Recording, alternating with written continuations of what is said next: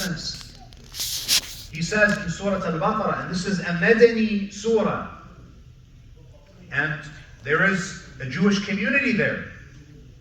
Allah subhanahu wa ta'ala tells the Prophet, He reveals to the Prophet to address the Jewish members of his community. In Surah Al-Baqarah, ayah 92, وَلَقَدْ جَاءَكُمْ مُوسَى بِالْبَيِّنَاتِ. Musa came to you with clear signs, with clear evidences, with miracles that confirm that he is indeed a messenger of God. ثُمَّ اتَّخَذْتُمُ الْعِجْلَ مِنْ بَعْدِهِ وَأَنْتُمْ ظَالِمُونَ. But you took the golden calf as an idol, as an object of worship, after he revealed to you the path of guidance, and you were unjust to yourselves. Now in Medina, none of the Jews in Medina were worshipping a golden calf. So one might ask, why is the Prophet ﷺ bringing up the crimes of their ancestors? The Jews could easily say that, listen, we're not worshipping a golden calf. Why are you using this language with us? Why are you bringing up the past? We're not worshipping a golden calf. Yet, Allah subhanahu wa ta'ala, in Medina, where there is a Jewish diaspora, these ayat are being revealed to force the Jews to confront the ugly realities of their own history. Why? Yes, they were not worshipping a golden calf in Medina. But the problem is that is not enough. What Allah subhanahu wa ta'ala wants from the believers is to disassociate and condemn the actions of their ancestors. It's not enough to say, well, I don't worship a golden calf. A believer has to take a stand against falsehood, even if it means that you disassociate from your own ancestors. Allah subhanahu wa ta'ala doesn't want us to censor history. Because if you censor past crimes, you are more likely to censor present day crimes. If you do not disassociate from the unjust practices of your predecessors, you will make excuses and justifications for the crimes of your contemporaries. And furthermore, the Prophet ﷺ in a famous hadith,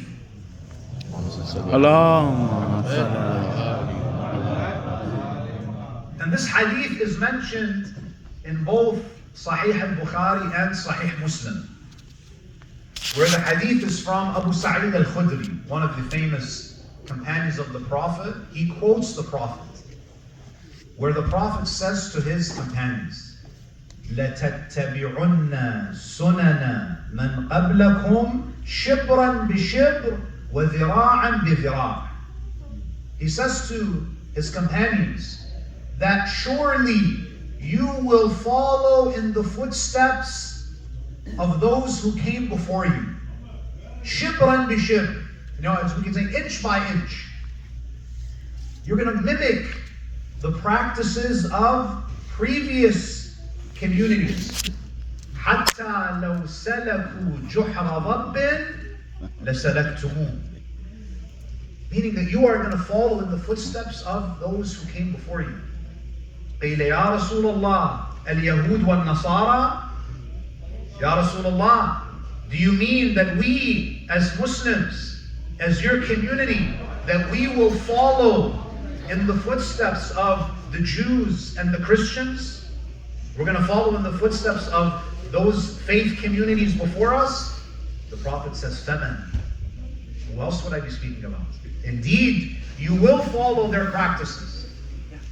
So not only does the Quran command us to reflect on the past. Not only does Allah subhanahu wa ta'ala want us to denounce the crimes of the past, because it will inspire us to condemn the crimes of the present, the Prophet himself tells us that the Muslims are going to go down a very dangerous path after my death. So the Prophet foreshadows the disturbing events that would transpire after his demise, after his death. And therefore, if we want to anticipate what will happen after the death of the Prophet, we have to reflect on what happened to faith communities after the deaths of their Prophet. Because the Prophet is prophesizing that you will follow in their footsteps. If you look at, for example, Surah Al-Buruj, Allah subhanahu wa ta'ala, He mentions the plight of religious people in the past. قُتِلَ أَصْحَابُ الْأُخْدُودِ. Ashab al-Ukhdud, they were a group of pious Christians, according to some Mufassirin, who lived between the time of Isa and the final messenger.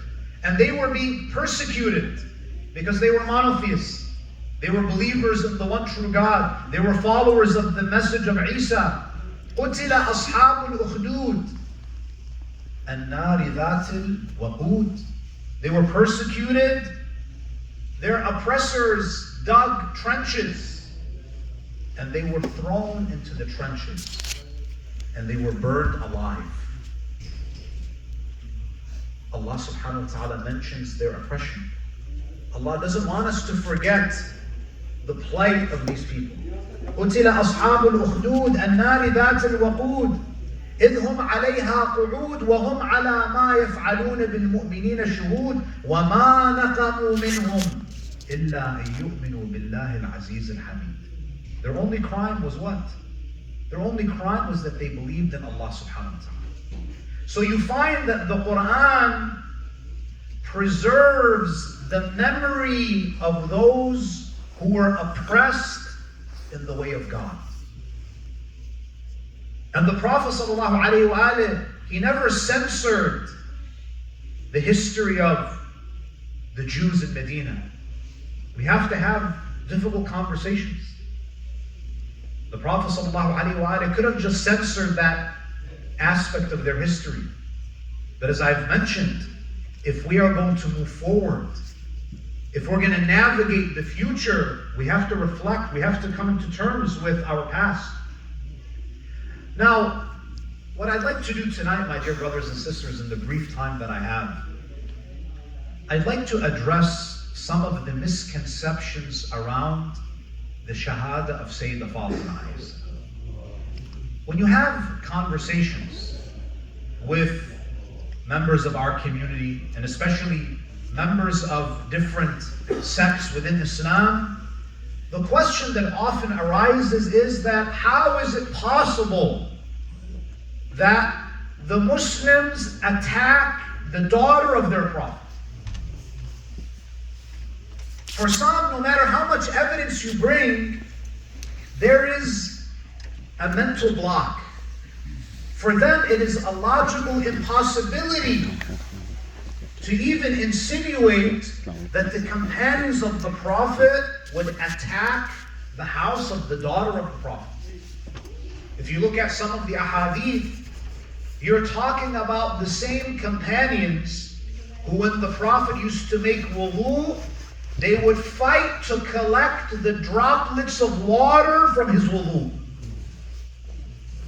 So the argument is that these same Sahaba who prayed with the Prophet, who went to war alongside the Prophet, who spent many years with the Prophet during those difficult years, you want me to believe that they turned their backs on the messenger that they loved and they attacked his beloved daughter? How is this possible? So this is one objection that prevents people from even entertaining the idea that such an attack could take place. This is number one. Number two, they say that if we accept that such an attack took place, this is an insult to Ali ibn Abi Talib. Because how could you insinuate that Fatima alayhi salam is attacked and Ali ibn Abi Talib is just sitting? Isn't this the warrior of Islam? Isn't this the conqueror of Khaybar? Isn't this the hero of all of the battles of Islam? That to say that Fatima alayhi salam was attacked is to imply that Ali ibn Abi Talib did not rise to defend his wife. Any ordinary mu'min, if you insult his wife, if you attack his wife, a pious man, a man of honor, is going to intervene. So how is it that you Shi'as believe that Fatima was attacked and Ali just stood back idly and did nothing? Now, just like with all crimes, for us to accept the plausibility of a crime, we have to bring together all of the contextual elements. You see, when a crime is mentioned and it is decontextualized, it becomes very hard to believe. So for example, if someone says to you that there was a stabbing inside of Masjid Ali, God forbid. If you first hear this news, it's going to sound like a fake story. What do you mean there was a stabbing in the masjid? If that's all the information that you have, it's difficult to believe. However, if you are told that the perpetrator of the crime was so-and-so, and they have a history of mental health issues, they have a criminal background, it becomes a little bit more believable. You might wonder, okay, how did this stabbing happen when there are so many mu'mineen? But then later on you might find out, well, it happened in the early morning when there was no one around. Oh, but where was the security guard? And let's say that you find out that on that day, the security guard was not on the grounds of the masjid. You see, when you add all of these contextual clues, the story then becomes what? It becomes more believable. Now, when it comes to the attack on the house of Sayyidah Fatima, the first objection is, how is this even possible?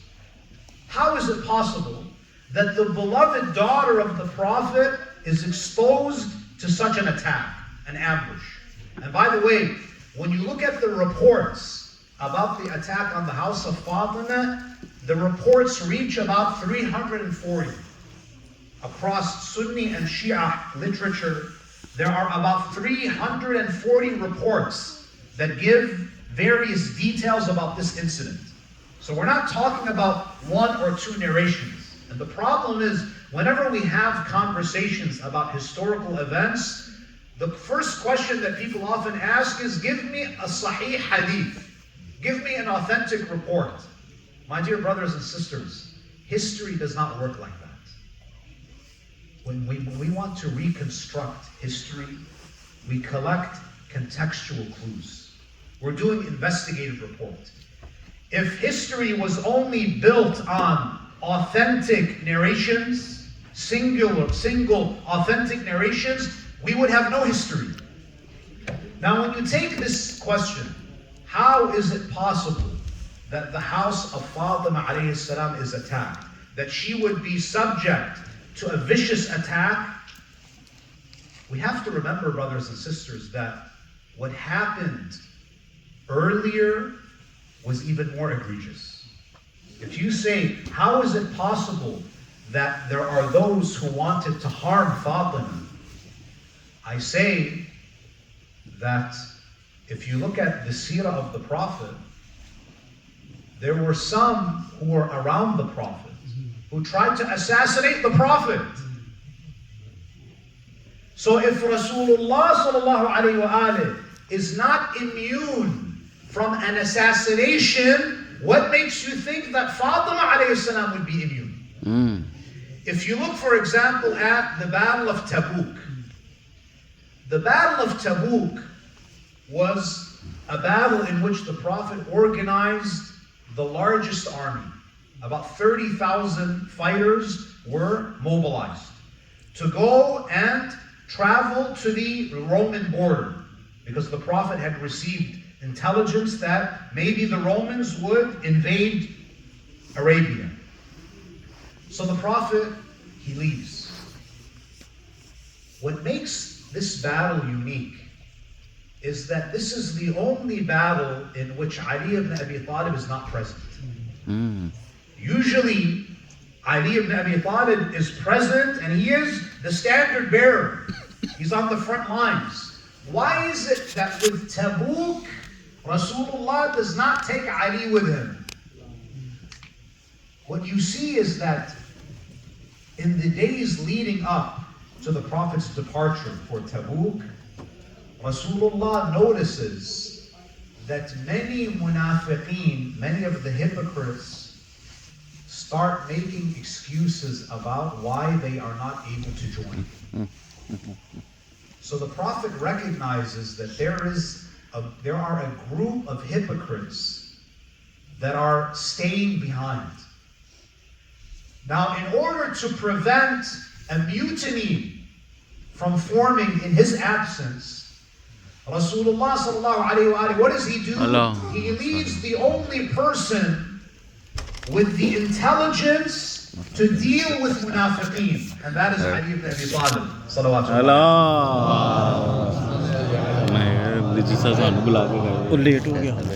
So those well-known munafiqeen, they remain in Medina, hoping that Rasulullah, Ali, the other noble companions would leave.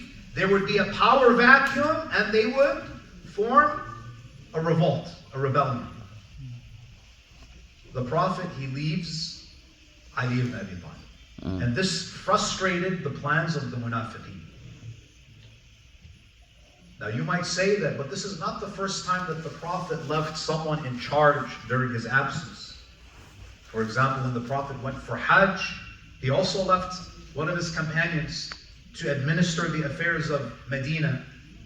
The Prophet had this habit of appointing administrators and representatives during his absence. But there is a big difference. When the Prophet left those others, he left them and he did not make a comment. With Ali, he leaves him and he says, أَنْتَ مِنِّي بِمَنْزِلَةِ هَارُونَ مِنْ مُوسَى. So this is not an ordinary appointment. That you are to me as Aaron was to Musa. Because Harun is not just one of the ashab of Musa. Harun, according to the Quran, is the sharik of Musa. Subhanallah. وَأَشْرِكْهُ فِي أَمْرِي. Harun is a partner in the mission of Musa. So the Prophet goes for Tabuk. There's no battle that takes place. The Prophet is now returning from Tabuk. What happens? The Prophet is now traveling through a mountain pass. Waqidi, one of the historians who died in 207 after the Hijrah, he says that the Prophet was riding on his camel. And because his army was so massive, he told his men, he told the Muslims to travel through the valley, and he's going to travel over the mountain.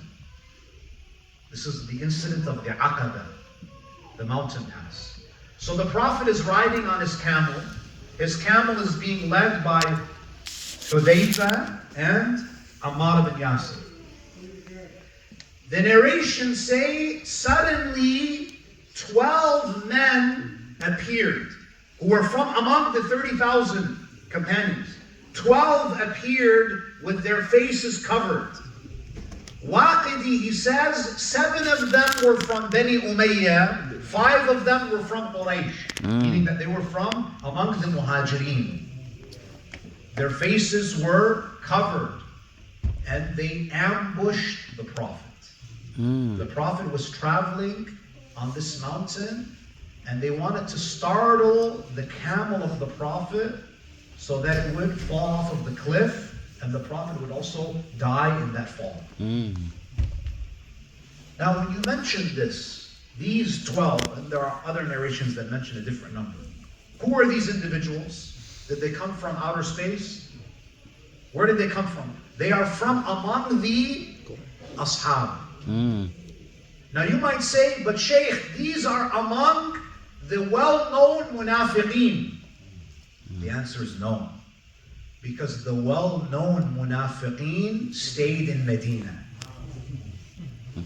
These were not the well-known munafiqeen. These were the hypocrites who were not well-known. So you find, number one, someone who objects to the notion, to the idea that Fatima would be attacked, we say that something worse happened than that. There are those who are masquerading as devotees of the Prophet who made an attempt on the Prophet's life. If there are those who have the audacity to attempt to assassinate the Prophet, then obviously killing Fatima to Zahra is going to be it's not going to be more difficult than killing the Prophet. This is number one. Number two, we should all be familiar with the name of Sa'ad ibn Ubadah. Sa'ad ibn Ubadah was there during Saqifah Bani Sa'ada. Before the arrival of Abu Bakr and Umar, he was there as the chief of Khazraj, one of the prominent tribes of Yathrib. And he was basically the leader of the Ansar. He wanted to nominate himself as the Khalifa of the Prophet. This is where Abu Bakr and Umar, when they hear that the Ansar are going to elect their own Khalifa, this is where they crash the meeting. We know what happened in Saqifah. Umar ibn al-Khattab tells Abu Bakr, stretch your hand, I'll give bay'ah to you. Sa'ad ibn Ubadah, a companion of the Prophet, was among those who refused to give bay'ah to Abu Bakr. He refused. What happens is that 5 years after the death of the Prophet, during the Khilafah of Umar ibn Khattab, Sa'ad ibn Ubadah is mysteriously killed. Up until that day, he refused to give bay'ah to Abu Bakr, refused to give bay'ah to Umar. He was killed. And if you look at the cause of his death, you'll laugh, because some insinuated that the jinn killed Sa'ad ibn Ubadah. The jinn. Now, as we know, it's not the jinn. He was a political opponent of the early Khulafa.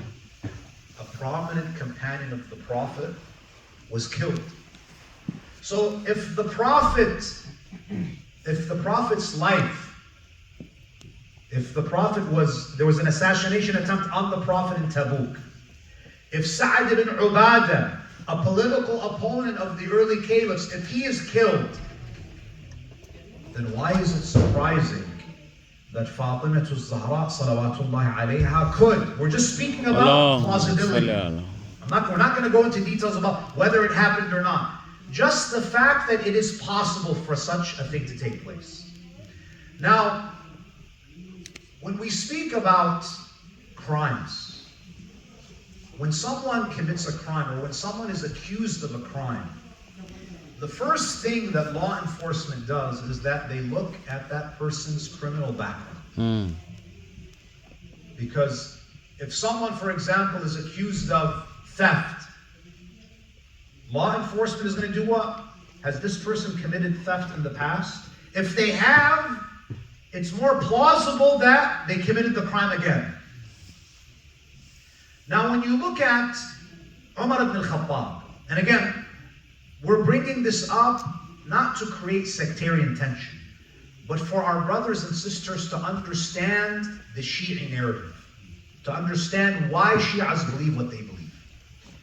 Now, when you take the case of Umar ibn al-Khattab, the narrations place him as one of those who participated in that ambush. Now, the accusation is what? The accusation is that he was among those who attacked the house of Sayyidah Fatima. which is a very big accusation. Now, if we pretend that this incident was reported, law enforcement is going to do what? They show up. Let's imagine law enforcement shows up, that this crime is reported. The first thing that we're going to do is we're going to look at the background of this individual to see if he has a history of similar crimes. The accusation is that this person attacked the daughter of the Prophet. Okay, we look up the past of this individual. If you look at the conversion story, I'll just mention two incidents. If you look at the conversion story of Umar ibn al-Khattab, it's mentioned in many sources. In the 5th year after the Bi'thah, the Prophet ﷺ sent a number of his companions to Abyssinia because Mecca was no longer safe for them. In the 5th or the 6th year after the Bi'thah, Umar ibn al-Khattab had still not converted. And he was enraged about what was happening in Meccan society. So one day, he decides that he wants to go kill the Prophet. So he draws his sword. Very angrily, he walks into the street and he's asking about the whereabouts of Muhammad. Where is Muhammad? He wants to kill the Prophet. He wants to put an end to this religious movement that has broken up families and has created a lot of trouble in Mecca. As he is going to kill the Prophet, someone stops him in the street. They say, Umar, what's wrong? You've drawn your sword, you look angry. Where are you going? What do you want to do? He says that I want to put an end to this. I want to kill Muhammad ibn Abdullah. So the man says to him that you have to sort out your own house before you go and kill Muhammad. What do you mean? Oh, Umar, you don't know? Your sister and your brother-in-law have embraced Islam. So before you go and attack and rebuke Muhammad, go talk to your own sister. Go speak to your brother-in-law. So this is where he goes to the house of his sister. And he finds her and her husband reciting the Quran. He enters and he brutally beats his sister to the point where she's covered in blood. The story continues. He ends up reading some of the ayat of the Quran. He embraces Islam. Now the point that I'm trying to make is that this is someone, if you look at their past, was able to attack his own flesh and blood, his sister. Now the objection is what? Sheikh, this was before Islam. وَالْإِسْلَامُ يَجُبُّ مَا قَبْلَهُ. When you convert to Islam, all of your past sins are washed away. This was before Islam. Surely he changed. When a person converts to Islam, we don't hold their